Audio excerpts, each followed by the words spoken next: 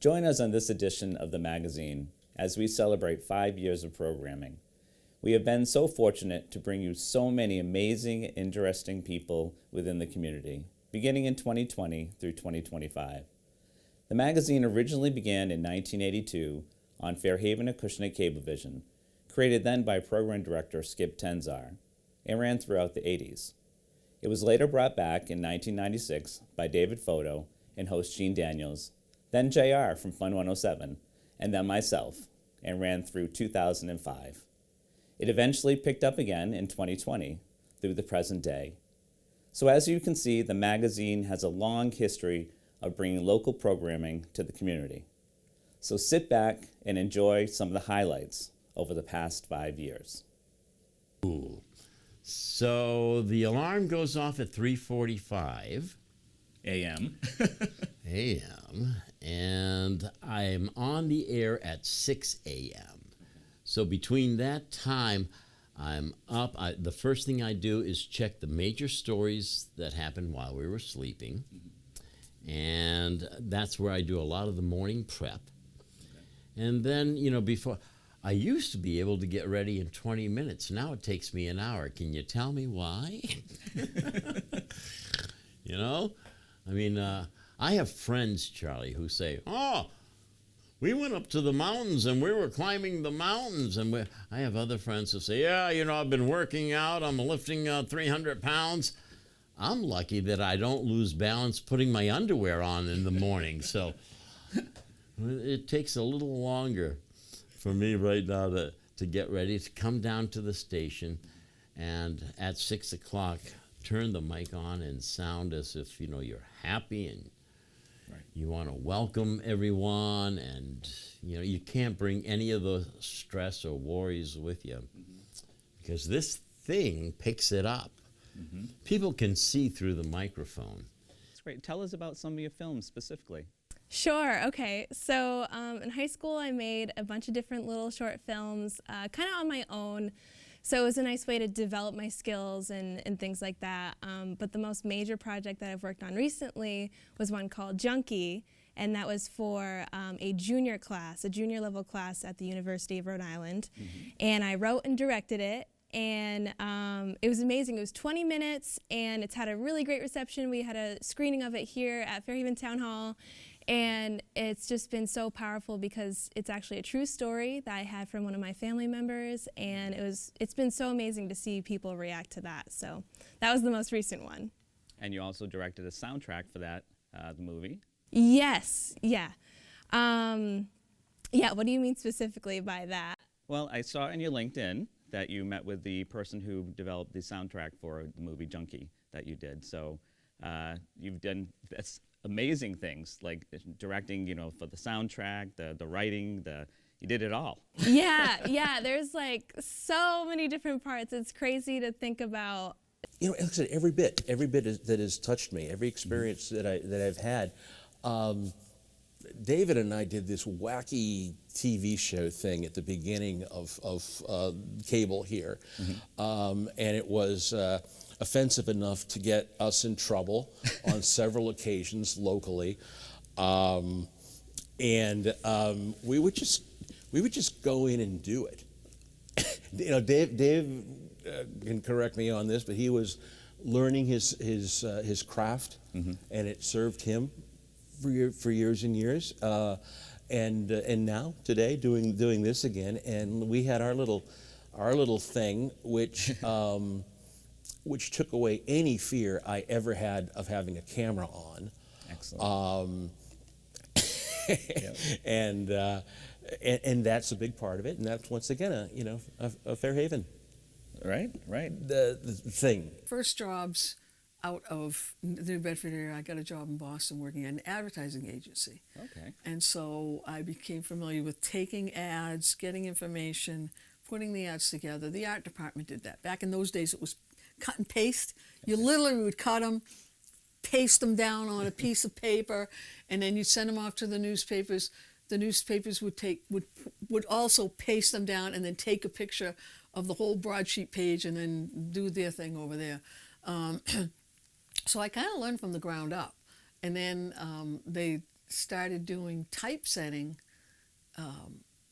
we started doing it in-house. What is typesetting? Because some people may Typesetting not is know. when you make the actual letters. Okay. Okay, actually, let me back up. When I first started, we didn't do what I just said. We didn't do that. We used to send it to the newspapers, and they would do the typesetting. Then we got the typesetting machine. So, see, well, look at this, perfect, marijuana medicine. This is a cover of National Geographic. So this is the type, okay? It's fonts, and somebody has to put those in there. Okay. I mean, now everybody's got a PC. You type it in, and it does it for you. But When we started the auction, we gave every buyer in this country, and buyers that are not in this country, access to our fishing fleet in New Bedford. Wow. You know what I mean? You don't have to own waterfront property to buy directly off a New Bedford boat or any boat that visitors from out of town. So so now the market drives the price, not a few individuals saying this is what we're paying the boats today. Mm-hmm. And we hit as high, what's that record that we hit?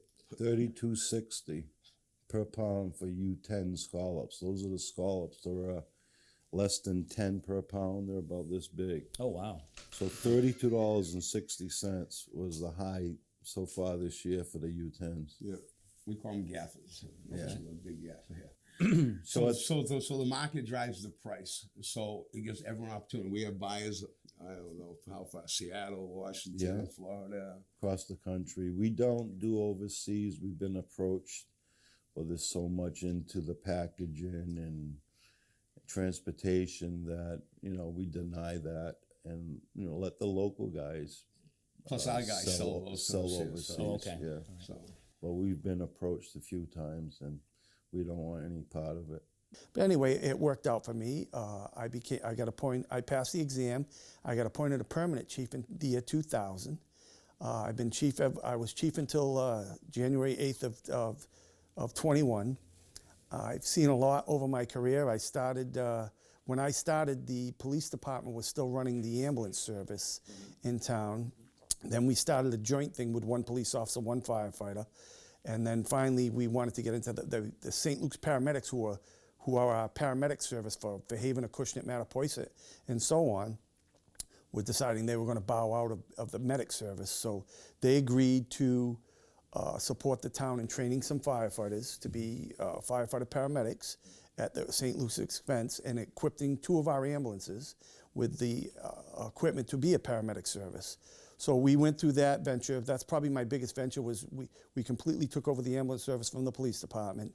Police That's a big accomplishment. Yeah, I mean, and for them it was crime was going up, and for them to be tying up police officers in the back of an ambulance, there was so much more for them to do in the community, and there was a little turmoil at the turmoil at the beginning, but it worked out great, and the police are very happy. We're very happy. The police and firefighters right now get along so well. Yeah, so we started here in about 2017, and we knew this building was not going to be a long-term plan. It would get us up and operational, and being able to participate in the industry.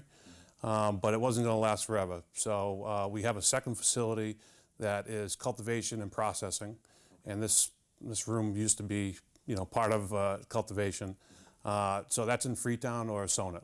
Okay. So we've been there about a year now. We moved on the 28th of February. And with this being a fairly new business, how many employees do you have? So we have 69 agents. So it's it started at 16. And moved very quickly. So, especially in the last year, with the Freetown move, pretty much a 5 times the size facility. Mm-hmm. So we had to expand pretty quickly then. And then in this facility, now that we have, I like to call it, 2 storefronts. We have the medical and adult use. We have about 24 employees right here. When Henry Huddleston Rogers had his family, the youngest daughter, Millicent, she died when she was only 17 years old. So, of course, he was heartbroken. And they were trying to think of a good memorial to her. So, in those days, you didn't have a public library in every town. So he said, well, we'll have a public library. There were actually libraries like on top of Phoenix Pharmacy, where Phoenix, there are little libraries in different places like the Fairhaven. We still have some old books that say Fairhaven Library from way back in the old days.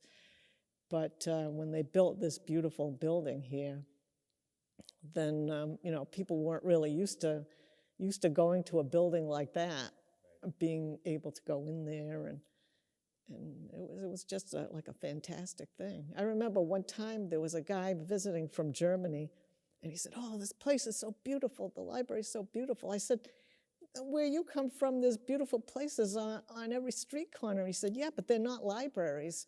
The libraries over there are all modern, and but to be able to, for someone, and you can imagine somebody in the late 1800s being able to go into one of those beautiful places and just hang around all day, or the money, but I just bought a truck. So he says to me, "Well, why don't you buy it?" So I says, "Well, I don't have that kind of money." He wanted like $150,000 for it at the time. I told him that I would go to the bank to get a loan, but the bank wouldn't let you borrow money on vacant property. Oh. So I went back and told him that I wasn't going to buy it. He says, "Well, if you give me, I think it was $7,000 down, and he sold it to me for $100,000, and he said he would take the loan at 9%. Mm-hmm. So he took the loan. We passed papers. This place, we had a lot of fun here. I mean, there was a lot of history. I kept cleaning it up, getting more boats here. In them days, it was mostly wooden boats. So other boat yards that wanted to get rid of wooden boats, I would take them, and every 4th of July, I would strip them, the brass, the copper, and the steel. And then 4th of July, we would have a big party here. So how did the community come out and help you? It was everything from helping me literally build, the structure here. I expanded the shop by threefold. I added a lesson room. I was originally going to add more lesson rooms, but I added a lesson room. I added an elevated display, as we call it here. It's not a stage. It's not a stage. No, it's an elevated display. But it's a lot of fun, is what it is. But musicians came out. Customers would come and go, "So what are you doing here?" I said, "Well, I want to make a little place here that looks like a front porch. I'm from the South. I'm building something that looks like a front porch." "Well, why?" "Because it's cool." So I had customers go, "Well, I lay flooring for a living. Do you need any flooring? I've got a hodgepodge of stuff in my basement. I just want to clear it out. You can have it." Great. I had the folks next door, the package store, said, "Hey, we've got pallets we want to get rid of." Well, that's what I use for the base of the flooring, for the porch here. I had people, "Hey, I'm tearing down a little shed in my backyard. Do you want the wood?" That's what's behind me here. So that's quite a route from California to Fairhaven. Talk about that route. What was it like? Okay, well, we first started by riding the first 100 miles together we started literally in my son's driveway. My oldest son, Matthew, and my oldest granddaughter, her name is Bowie. They rode the very first mile with us, right from the driveway down to the beach. And then from that point, we took a bike path that goes all the way from Long Beach to Huntington Beach, and then from Huntington Beach to San Bernardino, California. So the first 100 miles Darla and I did together, because my son said, "Hey, I'll bring the car." We have a support vehicle that we intended for Darla to ride behind me she would drive behind me when I'm riding the bike, and then we'd flip-flop and I would drive behind her when she's riding the bike. So with that first 100 miles, my son said, I'll bring the car to you, and I'll have my wife drive me. She'll drive our car and I'll drive your car, and then so that got us started and headed out into the desert, and we started heading east from the California desert from there. Yeah. I was in a band, yeah, and then high school came along, and that's where I really started to play more. I had a band that I guess you would call it a copy band or whatever, of Three Dog Night. We had 3 singers, and we had a full band. It was like a 7-piece band that did all Three Dog Night songs. So that was in high school, and we played all the local dances. And we weren't in clubs yet, but we had played, the local dances. So what was that experience like? It was great because, at that age, all the girls used to come to the dances, and, so it was fun meeting new people and, playing all those dances and becoming like a local, at that time, a local star, I guess, in high school, right? But, after that, I took music a little more seriously and started playing more guitar. And, once I got to college and even like later in high school, like my senior year, I started listening to a lot of James Taylor music. And I became kind of enamored with his style of playing, the finger picking and those bass notes that he had and the kind of like jazz chords that he, used. And it was really how I became to learn how to finger pick by listening to James Taylor. How long did it take you to do the trail itself? It was 6 months. It was I started on March 7th from Amicalola Falls in Georgia, and then it was September 7th that I completed it by summiting Mount Katahdin in Maine.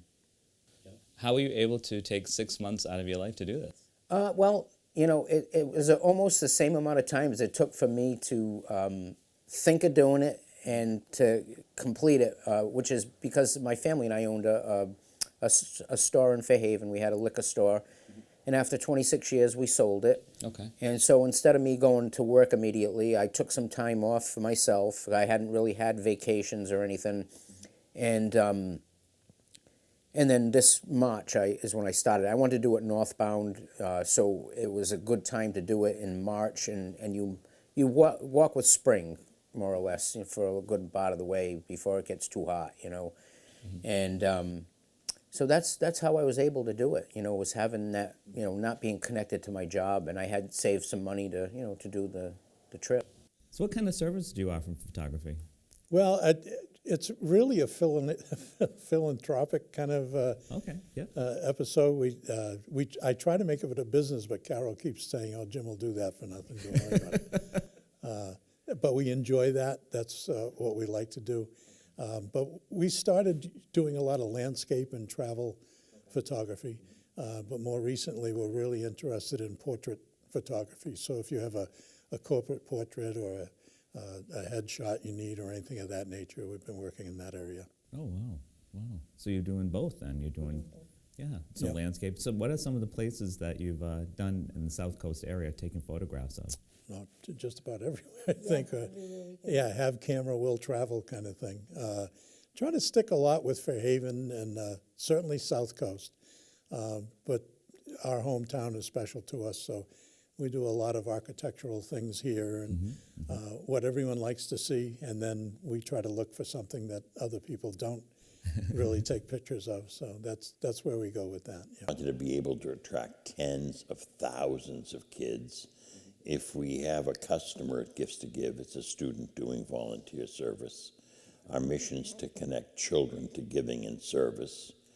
And for the last 14 years, 1,000 kids a month come here and volunteer. Wow. 250 kids a week. Wow.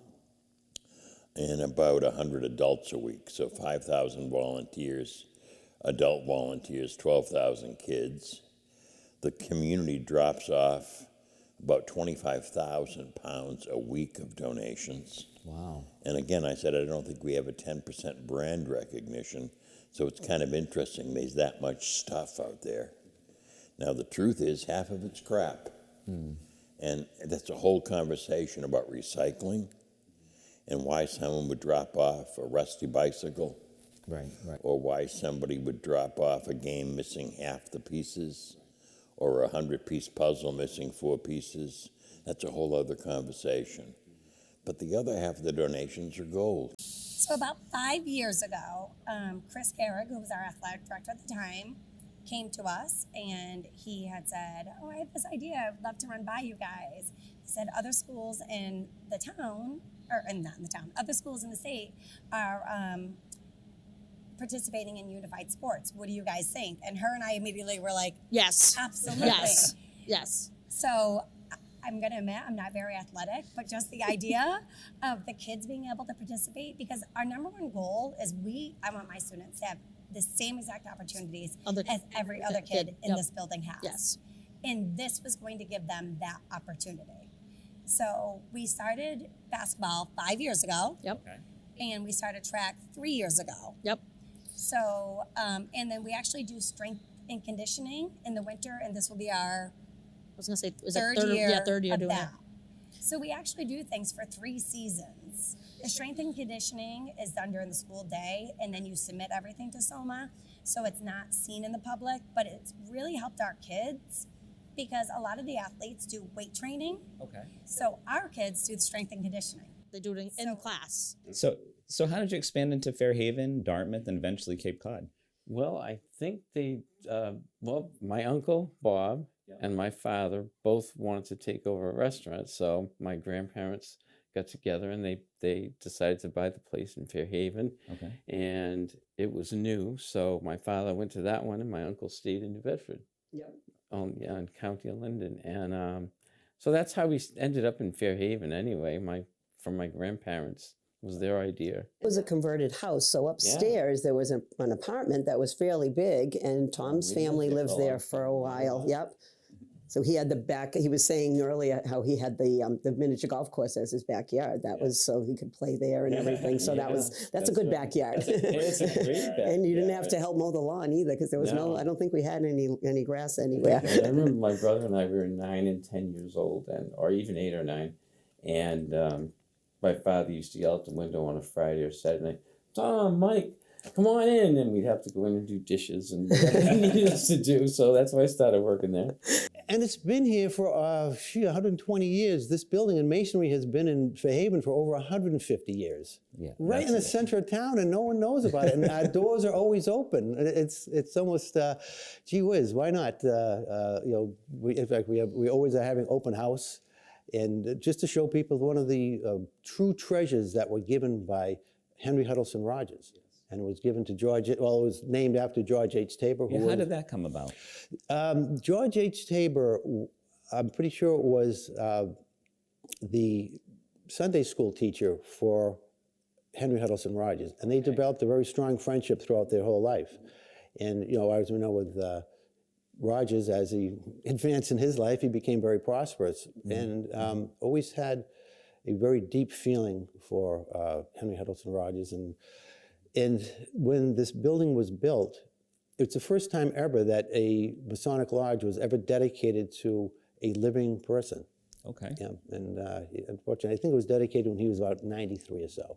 Oh, wow. And he had made it here. And in fact, I think Mark Twain came and spoke at the dedication.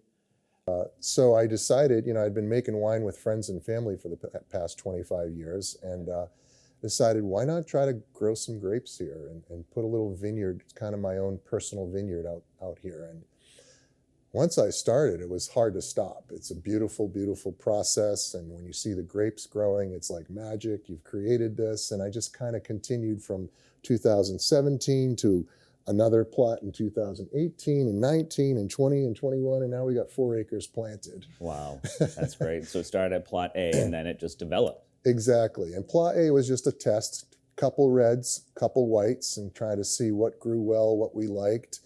And while I was at it, I wanted to put in a little orchard, so I put in 180 fruit trees out front. We got pears, peaches, plums, apples, and some cherries, and we wanted to start incorporating that into the wines as well, now that we're starting to get some harvests. Oh, that's great. So there was an old barn on the property. In fact, I think we're in the old barn right now. We are. How was that restored? You wouldn't even recognize it. It was an old dairy barn. The floor was up 2 feet high, so you came in and the roof was low, and there's troughs built in this way and that way where they rinse everything out and clean out the barn. And it was just, the windows weren't here. It was corrugated plastic that you couldn't see through. And so we started looking in 2019. We started looking, luckily, and this is what we were able to afford. There was nothing on the property. We, for the last 5 years, have been just hammering it, and a lot of our followers have seen us grow from mobile pony parties only to creating a venue and doing mobile pony parties to then creating these amazing educational programs that we have. And that's what we have grown throughout the last 8 years. In your program, you had mentioned, Alexis, you mentioned about summer camp, but do you have programs throughout the year? Yes, we have homeschool co-op programs, and then for any traditional break that the public school has, we still host a camp during those weeks to provide a place for parents to bring their children that is safe and exciting and fun. They can drop them off here and know they're going to have a great day. So you were in a documentary, Oh, yeah. American Scream. Yep, American I love Scream. it. So tell us about that. Tell us about that. So we entered that contest, and like I said, those people showed up and they liked what they saw, and they asked if I wanted to be in it.